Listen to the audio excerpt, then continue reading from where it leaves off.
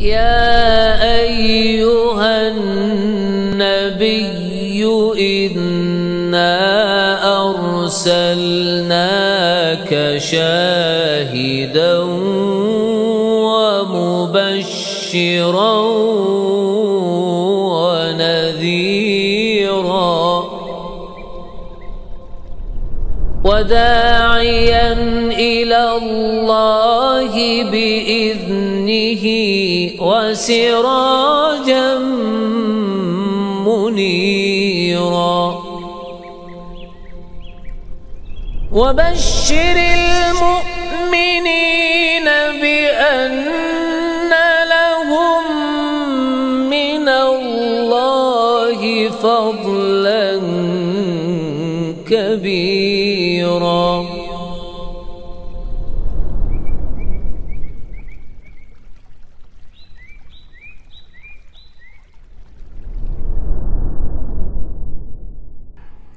Kita masuk di bab 4.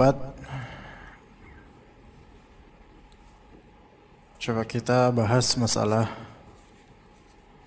berkaitan dengan riya. Mungkin di sini kandungan bab ya. Sepertinya kemarin sudah selesai untuk hadis-hadisnya insyaallah. Kandungan bab ini ya. Kita tahu syirik adalah, yang pertama, syirik adalah perbuatan dosa yang harus ditakuti dan dijauhi. Itu jelas ya, terutama bagi ahlus sunnah wal jamaah. Yang kedua, riya itu termasuk perbuatan syirik. Yang ketiga, riya termasuk syirik kecil, syirik asghar. Dan di footnote dikatakan syirik ada dua macam, yaitu syirik besar dan syirik kecil.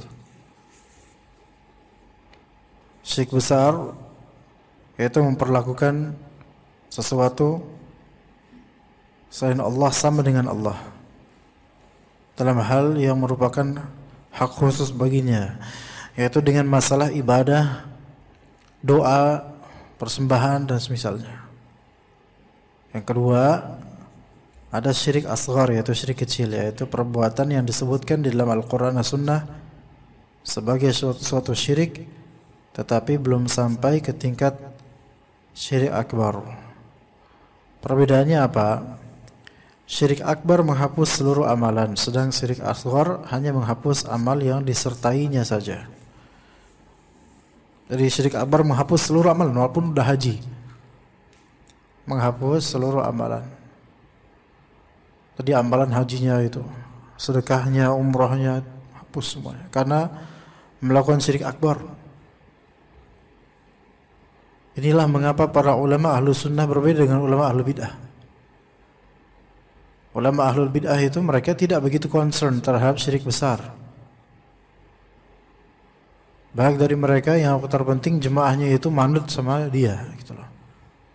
Bukan supaya jemaah itu khawatir dan waspada akan syirik besar.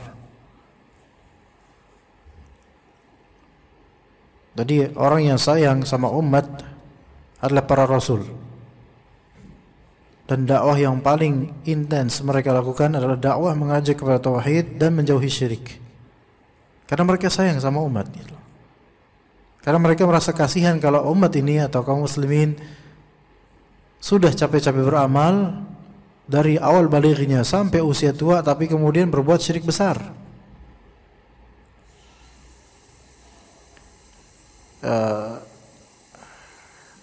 Dan hal yang paling menjadi faktor kelak terjadi syirik besar dimulai dari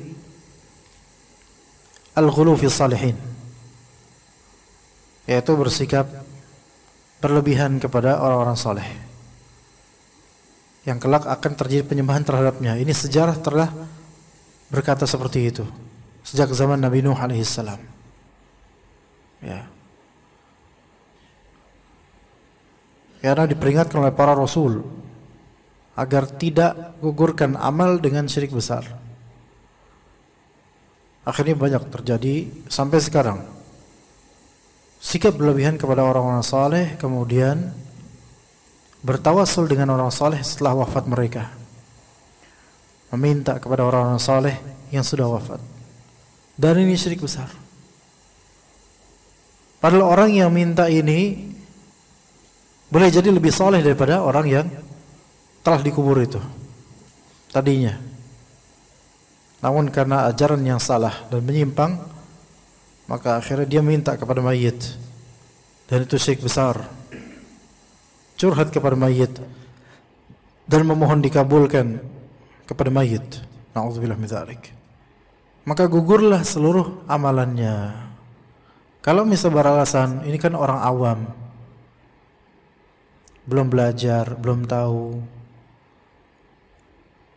tidak boleh langsung dikafirkan. Ya betul, jangan langsung dikafirkan karena awamnya. Tapi itu hukum duniawi. Di akhirat kita nggak tahu bagaimana Allah akan memvonisnya. Akan ditanya nanti, kenapa berbuat seperti ini, syirik besar? Oke lah, jawabannya adalah ya Allah, saya ketika itu tidak tahu, tolong maafkan saya. Pertanyaannya, di mana kamu tinggal? Di Jakarta atau Bekasi? Banyak orang? Banyak orang. Banyak taklim? Banyak. Majelis taklim banyak gak? Banyak. Pertanyaan, kenapa gak belajar? Ya. Kenapa gak mau belajar? Kenapa gak mau tahu tentang agama? Itu yang akan ditanya. Di dunia mungkin dia aman, gak ada yang mengkafirkan dia karena dia diberi uzur, diberi maaf lah. Tapi di akhirat Allah tahu siapa-siapa orang yang memang tidak ada akses menuju ilmu, dan Allah Maha tahu kebanyakan orang sekarang punya akses menuju ilmu. Di antara contohnya di majelis ini. Tadi sebenarnya kita datang dan diselenggarakan kajian ini sebagai hujjah bahwasanya kita telah menyampaikan hal-hal seperti ini. Nah, sebagian orang nggak mau disampaikan hal-hal seperti ini karena berkaitan dengan amalan dia. Gak mau. Karena ada syaitan yang menghalangi dia itu, supaya jangan sampai dengerin, karena takutnya nanti amalan ini terketahui kesyirikannya sehingga gak berlanjut, sehingga gak menjadi temannya syaitan. Dan itu banyak, makanya dakwah sunnah seperti ini tidak sedikit orang yang memfitnahnya. Padahal yang didakwahi adalah pemurnian menuju tauhid, supaya jangan sampai kita melakukan syirik akbar, karena itu menghapus semua amalan. Syaitan itu suka ketika hamba ini terhapus semua amalannya. Suka, senang, gembira mereka, setan-setan itu. Ada juga syirik kecil yang hanya menghapuskan amal yang disertainya saja. Jadi tidak semua amal sepanjang hidup. Kesian kalau misalnya melakukan syirik besar, kemudian menghapuskan semua amal, walaupun sudah haji dia, kemudian melakukan syirik besar, dan Allah Ta'ala menghukuminya hilang, gugur semua, rontok semuanya. Pertanyaannya kemudian, bagaimana jika seorang pelaku syirik besar akhirnya dia bertaubat dari syirik besarnya? Apakah amalan lamanya itu akan Allah kembalikan? Ini khilaf di antara ulama. Bisa dipahami atau enggak ini? Jadi kalau misalnya nih kita sudah mengamalkan sepanjang tahun, sholat ya, kemudian zakat, puasa Ramadan, bahkan sampai haji, udah Pak Haji.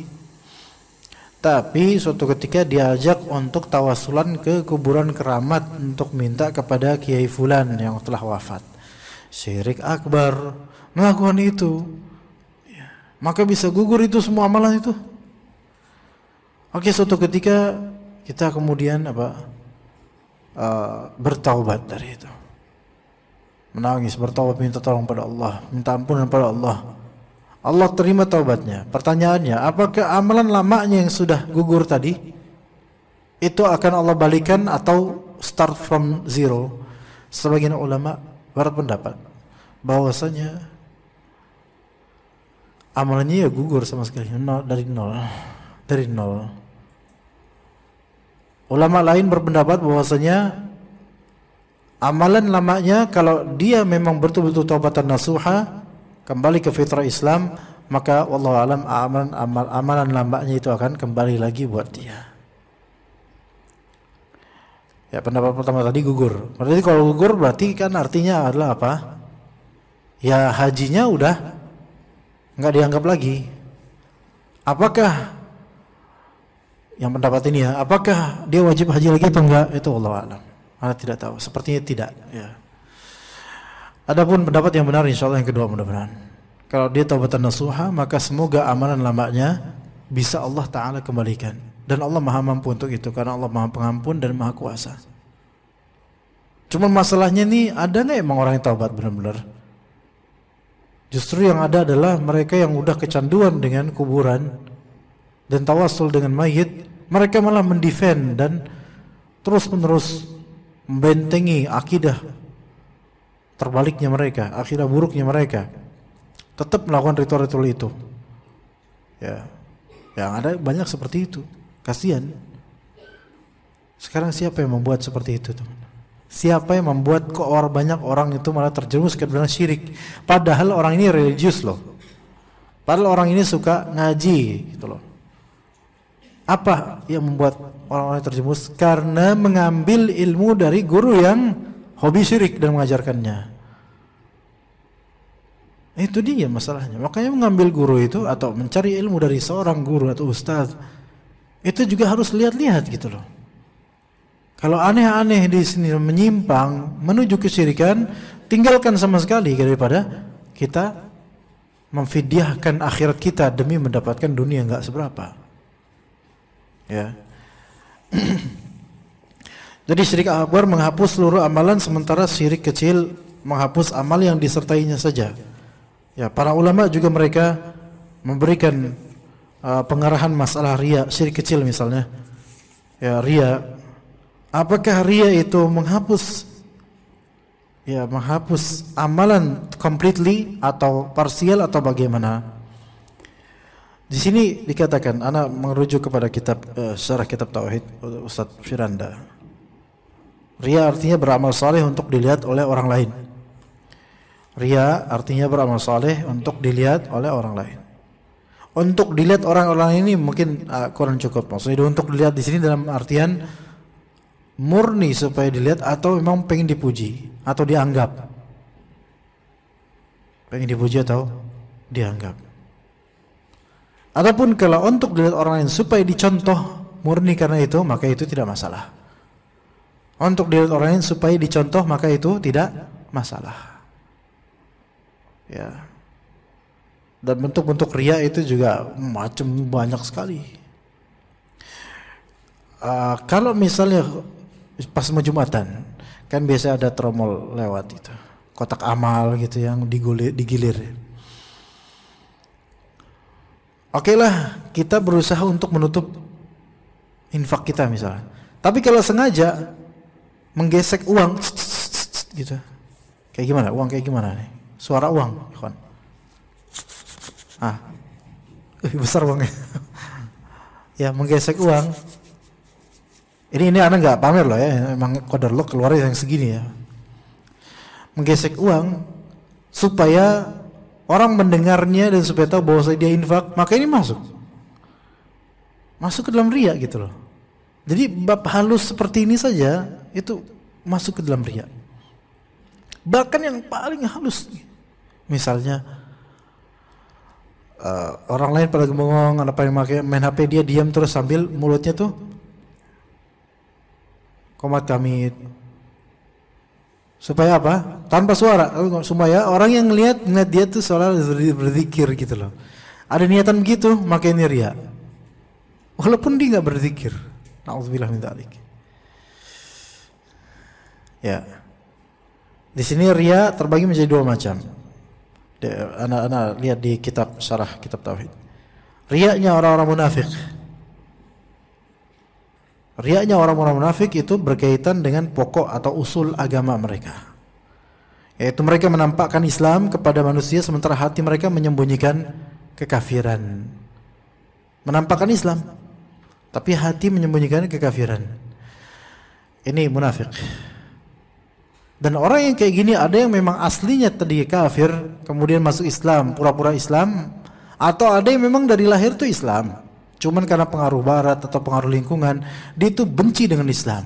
Ada, dua-duanya ini ada. Nomor pertama tuh ada yang misal dia, dan ini terjadi loh beberapa kali di pertanyaan-pertanyaan kajian kadang terjadi, yaitu dia pengen nikah sama muslimah, masuk Islam, disyaratkan kamu nggak boleh ini kalau kecuali masuk Islam. Akhirnya dia masuk Islam. Tapi dia masuk Islam dengan niatan cuma pengen nikah doang. Dan hatinya itu benci dengan Islam. Dan ternyata setelah menikah baru ketahuan kalau dia nggak pernah mau sholat. Dan masih berkutat dengan agamanya. Munafik. Ini munafik.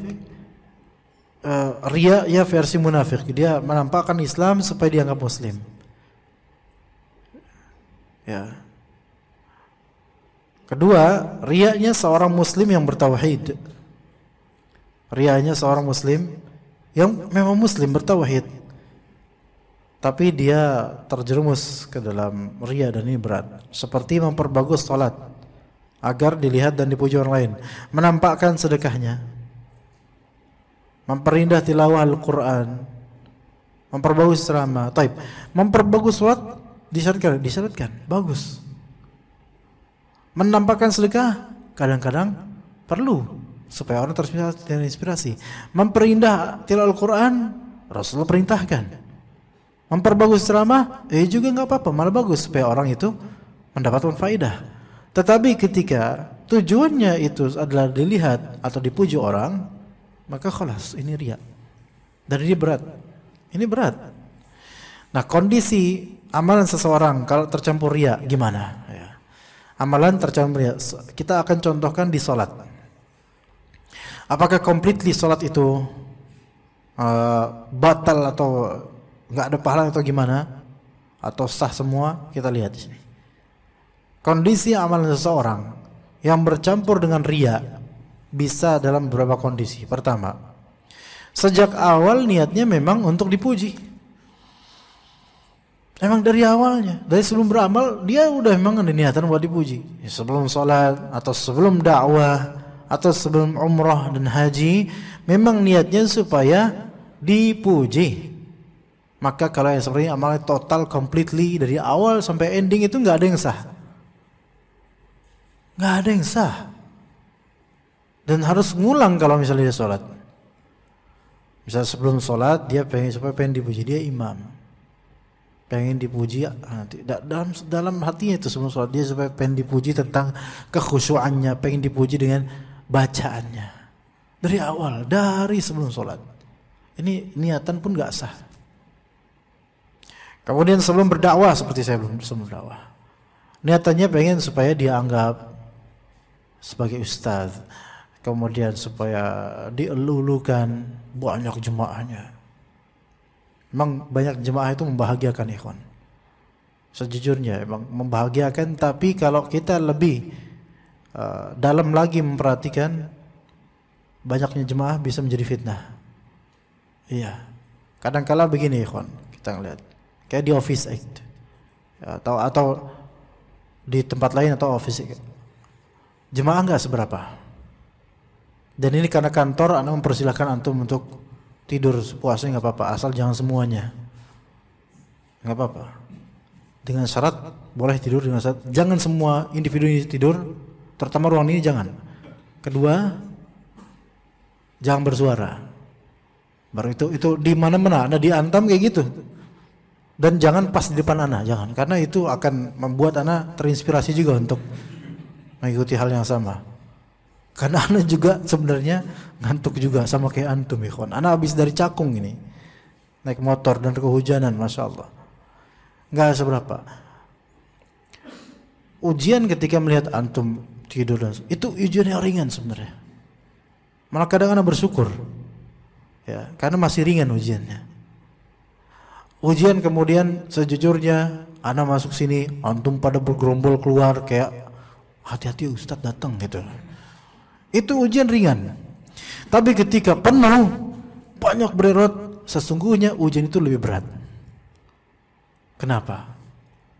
Ini bagi diri Anda dan sepertinya bagi asatidz lain juga begitu. Ujian melihat antum yang kecapean itu ujian yang Anda akan maklumi, dan kemangkelan itu akan terhapuskan dengan melihat antum itu perwira pejuang nafkah gitu loh. Maklum lah. Ya, maklum. Itu maklum. Ujian teman-teman keluar karena Anda maklumi, karena ada kebutuhan. Mereka juga butuh makan, mereka akan kerja nanti. Anda maklumi itu. Tapi ujian dengan banyak jemaah, itu ujiannya ada di ana. Itu masuk ke hati dan itu berat. Apa ujiannya kira-kira? Ya fitnah popularitas. Memang kita semangat dakwah, tapi kadang-kadang antara semangat karena ria dengan semangat karena bersyukur kepada Allah itu tuh tipis. Hah? Ya benar ya. Emang antum ngerasain? Loh emang antum Ustaz? Seenggaknya bisa tergambar lah di benak antum. Semangat ini bukan masa dunia anak nggak ngomongin itu nggak ada urusan dengan ibadah, nggak dakwah ini. Semangat karena merasa diagungkan, merasa populer dengan semangat karena bersyukur pada Allah dalam mengajar itu berbeda ikhwan. Baru kerasa betapa kita itu ria ketika apa? Ketika yang hadir sedikit down kita. Langsung down. Ya, nah di situ itu baru ujiannya di situ, ikhwan. Oh, ternyata kayak gini. Ternyata ujian yang berat itu adalah ketika ujian itu samar dan dosanya besar. Ingat, ujian yang berat itu, yang lebih berat adalah ketika ujian itu samar, tapi seolah-olah itu kenikmatan, padahal itu ujian dan itu besar dosanya. Iya, itu yang berat. Ya. Berat untuk diteliti, berat untuk dikoreksi, berat. Iya. Gak ada kan panitia kajian di tabligh akbar yang rame, panitia kajian bilang ke Ustaz, benahi hati Ustaz, hati-hati. Cinta popularitas gak bagus Ustaz. Gak ada. Pasti Ustaznya juga, antum ngundang ana tapi akbar gede gini, sekarang antum nasihatnya kenapa enggak antum aja yang isi kajian gitu. Ya. Begitu. Memberat ikhwan, berat. Ujian ria itu seberat-berat ujian. Terutama bagi orang yang tampil, berat. Nah, kalau sebelum dakwah, sebelum salat, sebelum umrah itu sudah ada niatan untuk dipuji, gak ada pahalanya. Sebelum berangkat umrah, ada pikiran nanti kalau misalnya di Ka'bah kita bakal selfie foto-foto masukin Instagram supaya nanti pada wah Masya Allah. Terus lihat berapa yang like dan siapa aja yang like, siapa yang komentar dan apa saja komentarnya kita hafalin. Ini gimana ini? Berarti dia umrah buat apa coba? Ini fitnah. Jangan samakan dengan travelnya. Travel nyari duit, bukan ibadah. Bukan ibadah umrahnya travel mah. Ya enggak? Wajar kalau travel kan punya IG itu bisa travel kecubung travel. Oh kecubung sih mah kecubung. Travel namanya apa sih? Nama apalah misalnya Danang Travel masalah. Ya. Ya foto-foto hasil keberhasilan keberangkatan ini wajar, itu kan bisnis. Emang itu bisnis wajar. Mereka menawarkan jasa supaya orang punya trust, maka dia perlakuan seperti itu. Tapi kita bagi pegiat umrohnya, ustadznya, mutawifnya, itu niatannya apa? Gitu. Niatannya apa? Ya. Dan berat. Bagi Anda sebagai pembimbing itu berat ikhwan. Antum mungkin gaji sebulan dengan sebatas jadi guide umroh. Mungkin 2 bulan gaji antum. Guide umroh cuma 9 hari. Bisa lebih besar itu. Kira-kira gimana? Berat nggak? Ya berat. Berat di hati. Apa niatannya sebelumnya itu? Gambaran-gambaran tentang apa yang didapatkan dari dunia dengan amal-amal ibadah ini, itu tuh setan terus membayangkan supaya kita itu yang tadinya niatan ke akhirat disalib menuju ke itu dunia itu, dan itu tuh sesuatu yang berat. Nah, dari awal tuh setan membayangkan niat itu. Kalau kita nggak berhasil, amalan nggak ada artinya. Iya nggak ada artinya. Ya. Juga ada kondisi lain. Riyanya muncul di tengah ibadah. Ini juga tantangan berikutnya. Jadi tantangan itu selalu ada, ikhwan. Di tengah ibadah, namun ia berusaha melawan dan mengusir riya tersebut. Maka jika ia berhasil melawan, maka amalnya selamat, insya Allah. Bahkan bisa jadi ia mendapatkan pahala tambahan karena berusaha melawan maksiat. Lagi sholat, antum jadi imam, Allahu Akbar, Alhamdulillahi Rabbil Alamin. Antum takjub dengan suara antum dan seperti ada riya di situ. Dalam hati, astagfirullah, tahan, jangan sampai ujub, jangan riya. Itu seperti ini konteksnya. Kalau berhasil nahan itu, dapat pahala, tetap sah amalannya. Dan boleh jadi dalam satu sholat antum berkali-kali mengalami kondisi itu. Apalagi pas jadi imam. Apalagi ada akhwatnya di belakang. Wah, dibagus-bagusin. Alhamdulillah. Apalagi di kamera. 2 kamera, 1 live streaming, 1 rekaman. Ya Masya Allah. Masya Allah. Kemudian sholatnya dikhusyuk-khusyuin. Di tengah ibadah dikhusyuin. Bukan karena Allah, tetapi karena saya. Gitu loh. Berat. Ya. Di tengah amalan. Nah, kalau kondisinya dia tidak berhasil menolak riya yang muncul di tengah amalan tersebut, maka ada khilaf di kalangan para ulama. Sebagian ulama memandang jika amalnya merupakan satu kesatuan seperti salat, yang mana rakaat pertama berkaitan dengan rakaat berikutnya, maka amalnya bisa gugur kalau misalnya. Sebagian ulama lainnya berpendapat bahwa amalnya tetap berpahala karena dibangun di atas keikhlasan. Jadi ini pendapat yang benar. Dia kalau enggak berhasil menolak riya, amalnya tetap sah. Namun bagian riyanya itu tidak berpahala, bahkan berdosa. Itu yang lebih tepat.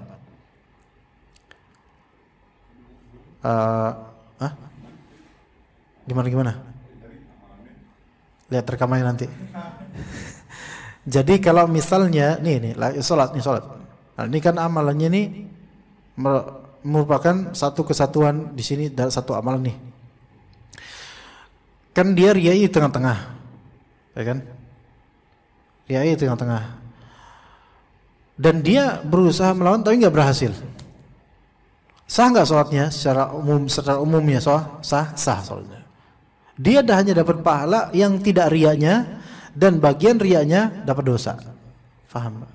Tapi amalnya secara umum tetap sah. Artinya dia nggak perlu ngulang sholat lagi. Kalau itu sholat zuhur tadi misalnya, maka dia nggak perlu sholat zuhur lagi.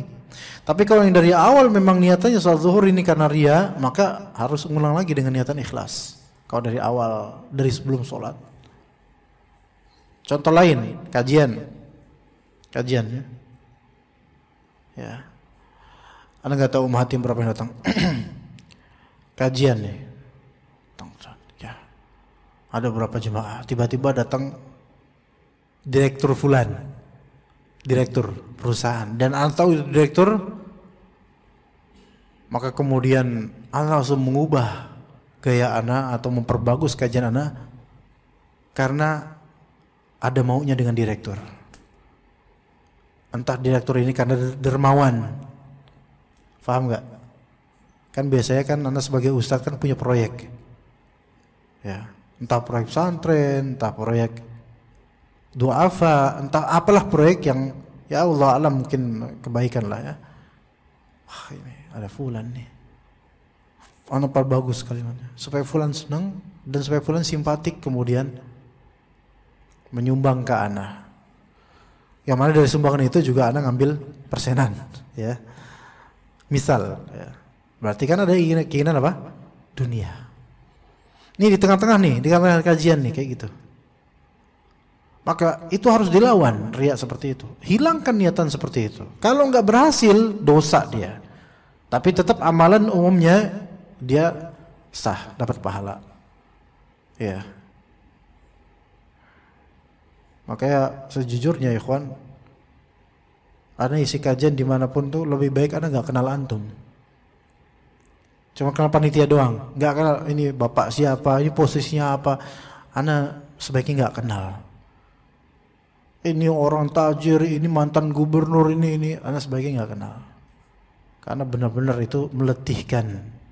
Mendingan semua sama aja gitu. Meletihkan kalau misalnya kita memeriksa masing-masing orang. Ya begitu. Nah, jika riyanya muncul setelah amalan selesai, amalan udah selesai nih, riyanya baru muncul, di mana ia menceritakan kepada orang lain tentang amal solehnya agar dipuji, maka ini adalah dosa tersendiri dan tidak ada kaitannya dengan amalan yang telah lewat. Ini salah satu pendapat ulama. Namun Ibnu Qayyim mengatakan bahwa amal bisa saja tetap gugur meskipun riyanya muncul setelah selesai beramal. Ada dua pendapat. Kita sudah selesai sholat atau kita sudah selesai sedekah ikhlas, tapi kita menceritakan supaya dipuji setelah selesai sedekah. Ini ada ulama yang mengatakan itu dosa tersendiri, amalannya tetap sah. Tapi Ibnu Qayyim mengatakan bisa jadi amalnya gugur gara-gara dia cerita demi dipuji, karena riyanya setelah selesai dan itu ada kaitan dengan amal. Ya, al-muhim yang penting di sini ada ancaman. Khawatirnya setelah selesai beramal tetap bisa ada potensi gugurnya amal gara-gara cerita-cerita dan sombong atau ujub dan semisalnya. Tapi kalau antum menceritakan kenikmatan amalan itu dengan maksud tahaddus bin ni'am, menceritakan kenikmatan dari Allah atau menginspirasi orang supaya ditiru, maka itu enggak masalah. Itu tidak masalah. Ya. Baik, kemudian di nomor berikutnya yang B. Syirik akbar mengakibatkan pelakunya kekal di neraka. Sedang syirik asghar tidak sampai demikian. C. Syirik akbar menjadikan pelakunya keluar dari Islam. Sedangkan syirik asghar tidak menyebabkan pelakunya keluar dari Islam. Baik, nomor 4. Syirik asghar ini adalah perbuatan dosa yang paling dikhawatirkan oleh Rasulullah SAW terhadap para sahabat. Padahal mereka itu orang-orang soleh. Orang soleh itu orang soleh, sahabat. Rasulullah khawatir terjangkit mereka ini terjadi syirik asghar. Ini orang soleh. Ya, penyakitnya orang soleh itu bisa aja di sini gitu loh. Penyakitnya ustadz bisa aja di sini. Syirik loh padahal yang diajarin kitab tauhid. Padahal yang dipromosikan adalah jangan berbuat syirik, tapi ternyata enggak teruji juga ustadz. Bisa aja itu terjangkiti, sangat mungkin, tidak mustahil. Sahabat aja khawatir kok. Rasulullah khawatir terhadap para sahabatnya, apalagi kita orang biasa. Ya. Yang kelima, surga dan neraka itu dekat.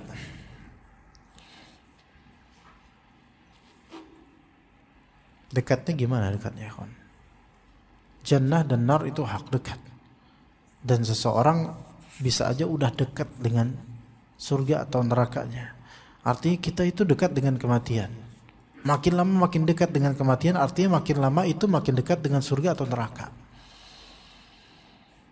Dan kita tidak tahu seberapa dekat. Ya, usia kita di dunia ini sebentar. Masih ada rihlah yang panjang. Oke, surga dan neraka itu dekat, hati-hati. Dan amalan-amalan menuju surga dan amalan menuju neraka itu juga mudah dan dekat untuk kita lakukan. 6. Dekatnya surga dan neraka telah sama-sama disebutkan dalam satu hadis, yaitu hadis yang panjang. Seseorang bisa saja dia beramal dengan amalan surga sampai dekat sekali dia dengan surga sejarak satu hasta, kemudian dia melakukan amalan penghuni neraka dan dia mati di atas itu. Kemudian bukannya masuk surga malah masuk neraka. Taib, dan juga orang penghuni surga, ya, di hadis yang sama. 7. Barang siapa mati dalam keadaan tidak berbuat syirik kepada Allah sedikit pun, artinya mati tanpa dosa syirik sedikit pun, maka pasti masuk surga. Tetapi barang siapa mati dalam keadaan berbuat suatu syirik kepadanya, pasti masuk neraka, sekalipun dia termasuk orang yang paling banyak ibadahnya. Jadi paling banyak ibadah itu tidak menjamin. Pakaian kebesaran, maksudnya pakaian yang membuat dia dikenal dengannya, itu juga tidak menjamin. Bahkan dikhawatirkan itu nanti itu juga salah satu media riya juga bisa, pakaian kebesaran. Ya, walaupun kita nggak bisa menuduh juga ya. Sekarang kalau misalnya Anda kemarin nih Pak, mungkin pakai sarung masih oke lah, karena orang-orang lihat biasa lah gitu ya pakai sarungnya. Namanya juga ke masjid. Tapi coba Anda kesini di parkiran kemudian ke bawah pakai sorban Saudi yang merah putih itu loh, terus pakai jubah putih, Orang pada ngeliat gak? Pada ngeliat. Siapa nih syekh nih? Kayak ini syekh yang ini nih yang bikin jalan tol itu, Syekh Muhammad siapa itu? Emang cuma satu orang doang syekhnya. Lewat. Belum kelihatan mukanya, ketutupan dengan sorbannya. Pas dilihat, ya muka Jawa. Tapi jadi pusat perhatian. Masuk jadi pusat perhatian. Masya Allah. Syuf. Lembut sekali itu. Tapi jelas. Apa yang diinginkan di sini? Apa yang diinginkan dari penampilan seperti ini? Memperlihatkan seperti orang kayak orang Arab, kayak orang ahli ibadah dan seterusnya. Oke lah. Tapi kalau di konteks kekantoran dengan pakaian seperti itu, jadi pusat perhatian, apa sih yang ingin ditampilkan? Gitulah. Kalau cuma main-main belaka mungkin nggak sampai masalah agama lah. Kayak seperti rekan-rekan anak dulu waktu sekolah di pesantren, karena ini namanya anak-anak muda ya. Tapi ini bukan masalah agama, jadi nggak sampai masalah ria, bukan. Anak-anak muda, teman-teman santri-santri ya. Kan di Salatiga Pak, pesantren kan, kota Salatiga kan masih berapa kilo gitu.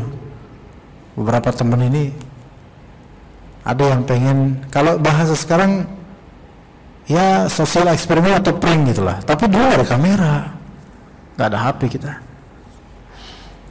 Teman muka emang keturunan Arab Yaman. Ya pakai jubah ini apa, sorban. Satunya lagi teman juga, dia belajar jadi tour guide ya, pakai bahasa Arab ngomong untuk menjelaskan daerah. Nah di situ tuh ada di Salatiga, entah bapak-bapak orang situ tuh bukan, ada Matahari apa Ramayana sih namanya itu ya. Kayak aku semacam itu Matahari atau Ramayana ya. Pak Saleh yang gede gitu kan, masuk mereka tuh, masuk ngomonglah dengan bahasa Arab ya, supaya orang-orang tuh mendengar tuh, ada syekh dari Arab nih. Ya zaman-zaman itu kan zaman-zaman masih banyak norak juga orang kan, apalagi di Salatiga Jawa gitu kan, Jawa Tengah, ngomong bahasa Arab. Padahal ngomongnya nggak salah, tapi bagi mereka itu masuk si Arab nih. Ya, padahal orang Pekalongan dia. Iya. Tahunya malah ini ke toko busana pakaian, nanya gitu kan, pakai bahasa terjemahan gitu sama tergaitnya. Iya sangat tergaitnya nih. Mereka anak SMA mereka, cuman karena muka tua ketika itu jadi kelihatan kayak udah tua gitu. Wah, jadi berapa Pak harganya? Ditanya oleh beliau, berapa harganya nih Pak ya. Pas lagi kayak gitu ternyata santri lain datang, ya nggak tahu skenario ini. Nah, ente ngapain masih nih gitu maksudnya? Ente ngapain? Itu semua anak untuk pakai gitu, kata temennya. Akhirnya ketahuan bahwa saya ini jadi-jadian. Ente malah main anak aja, anak kan lagi apa? Lagi skenario. Ini tampilan seperti ini, perang seperti ini, masuk ria nggak kira-kira? Enggak. Dosa enggak? Tergantung. Bisa dosa juga sih. Bukan anak lah pelakunya. Bisa dosa juga. Kenapa nggak masuk ria? Karena ini masalah duniawi. Seenggaknya kalaupun haram nggak sampai bab syirik. Cuman haram dalam artian apa ya?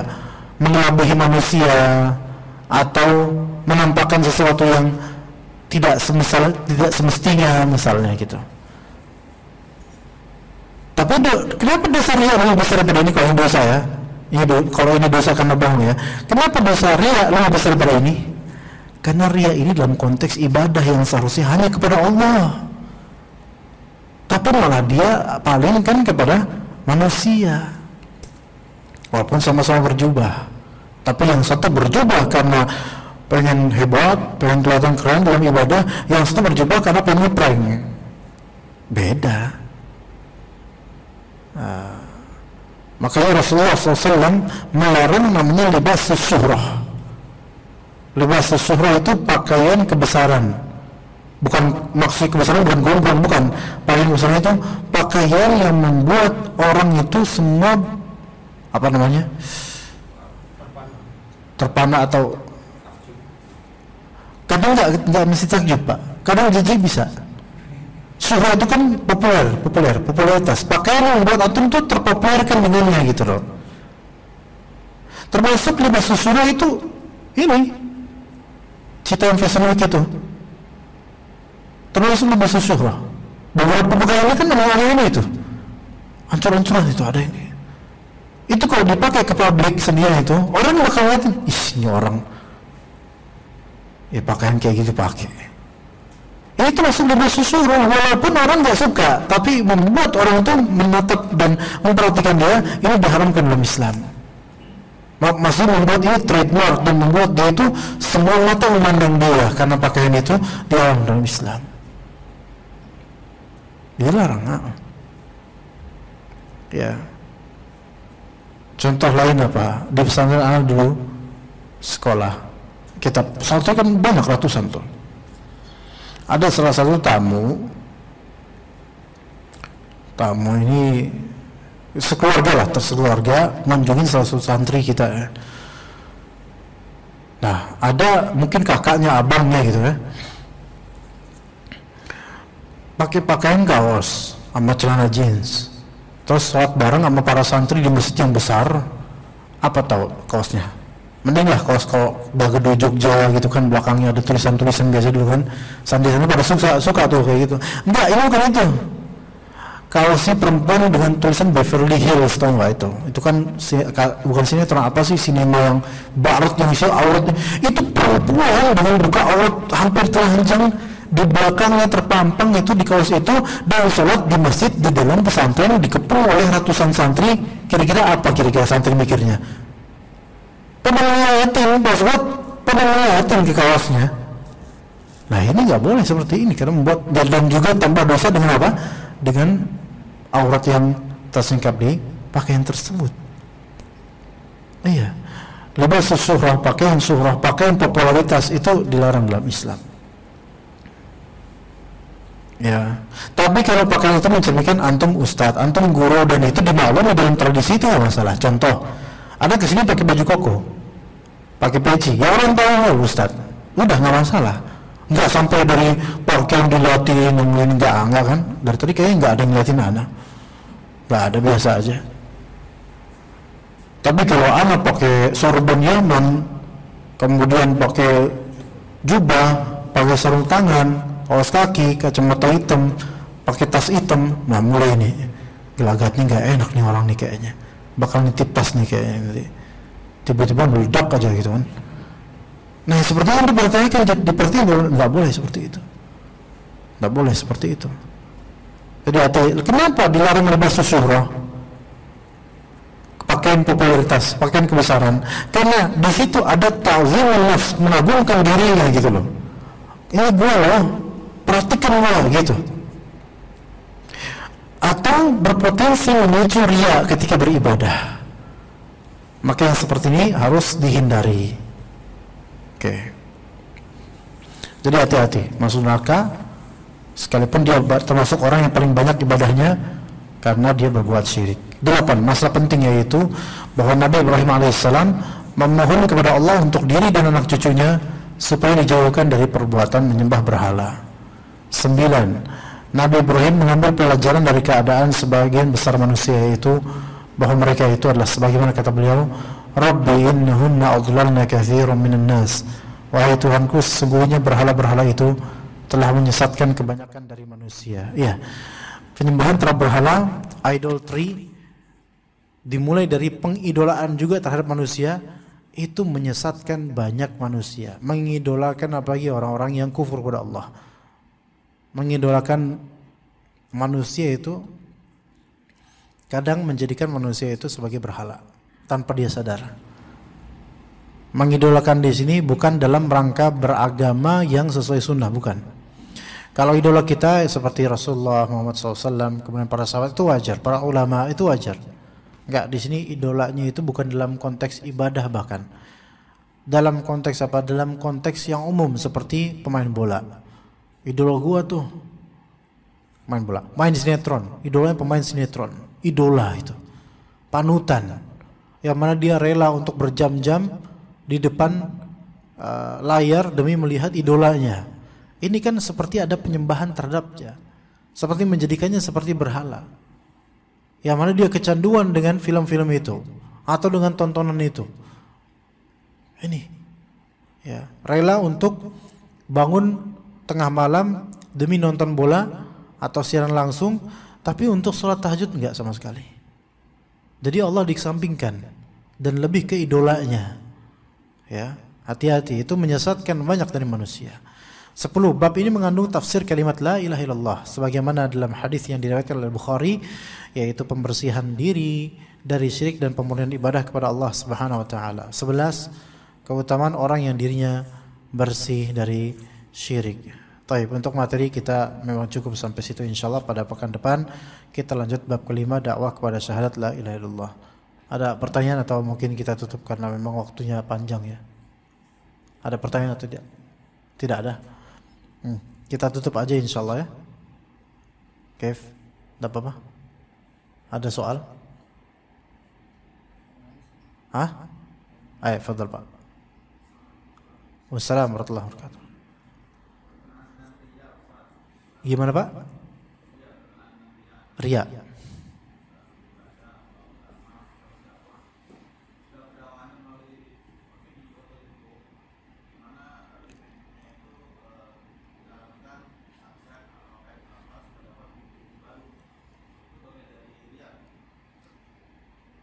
Ini dai atau siapa nih Pak? Dai terus menganjurkan viewersnya untuk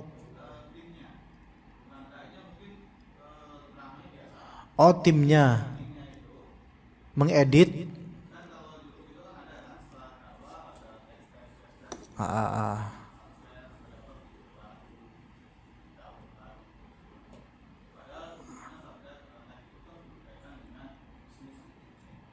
Bisnis apa? Oh, monetizing itu. Oke. Ini berarti ada beberapa hal yang perlu disampaikan Pak. Pertama, akan Anda sebut dulu hukum monetizing YouTube, ya. Asalnya penghasilan dari internet selama itu tidak bermasalah, insya Allah halal. Cuman di sini sebentar, monetizing YouTube itu kan hasil dari algoritma iklan, betul nggak? AdSense. Berarti uangnya dari jasa AdSense itu, yang mana kebanyakan AdSense itu menampakkan aurat atau musik atau produk-produk yang haram kadang-kadang. Dan tapi kalau musik dan perempuan, aurat itu hampir selalu. Dan nggak bisa AdSense itu dipilih algoritmanya, random ke semua pihak yang nggak pakai YouTube Premium. Karena kan supaya kita nggak dapat YouTube Premium, kita nggak dapat nonton AdSense kan harus dengan YouTube Premium. Tapi kan kebanyakan orang pengguna nggak pakai YouTube Premium, mereka tetap melihat itu iklan. Berarti monetizing ini, kita kalau mengaktifkan monetizing itu menunjukkan itu berarti kita mencari uang dari viewers YouTube ini. Apakah itu skema yang boleh? Asalnya boleh. Cuman karena AdSense ini yang tadi Anda sebutkan karakternya, yaitu ada tayangan auratnya lah, atau musiknya lah, atau sebagian produk itu memang haram dalam Islam, maka ini syubhat atau haram. Maka monetizing YouTube dan mencari penghasilan dengan YouTube itu hukumnya haram, wallahu alam. Adapun kita ini, alhamdulillah subscriber kita berapa? 20.000, masih sedikit dibandingkan 5 juta ya. 20.000. Berapa video kita? Ada sekitar 5.000-an video dengan kajian-kajian semacam ini. Dan kita baru start itu, ada dulu waktu sendiri bikin itu 2014, 2013. Sejak itu sampai sekarang, kalau 2013 belum ada tuh AdSense kayak gitu, belum dipikirin. Dari saat itu sampai sekarang 0 rupiah. Ana nggak mengambil sedikit pun dan nggak pernah mengaktifkan. Semua tim ana suruh non aktif. Monetizing non aktif. Kita nggak cari duit di sini. Duit Allah Ta'ala yang berikan dengan cara yang terbaik. Tapi ini bukan cara yang baik. Walaupun memang untuk menggaji tim dan stabilitas dakwah, enggak, ada cara lain yang halal insyaallah. Itu satu sisi monetizing. Sisi kedua dari pertanyaan Bapak, kalau misalnya dai ini punya tim, seperti saya juga ada, ini tim kamera, ada juga tim editor dan lainnya, ada juga tim Instagram dan seterusnya, ada, kita mempunyai tim. Nah, jika di video tersebut ada konten di dalamnya penganjuran untuk like, subscribe, apalagi sih? Tolong bantu like dan subscribe-nya ya, gitu ya. Share, share ya. Wallahu alam, kalau kita idealis ya Pak, kalau kami ini idealis, hal seperti itu kami sangat antipati. Pengunjung mau like mau enggak itu urusan dia sama Rabbul Alamin, itu bukan urusan kita. Oke, di video kami enggak pernah ada hal-hal seperti itu, karena kami menganggap itu tuh bukan untuk diminta. Ya mungkin fadl kamu like nggak apa-apa, dislike juga nggak apa-apa.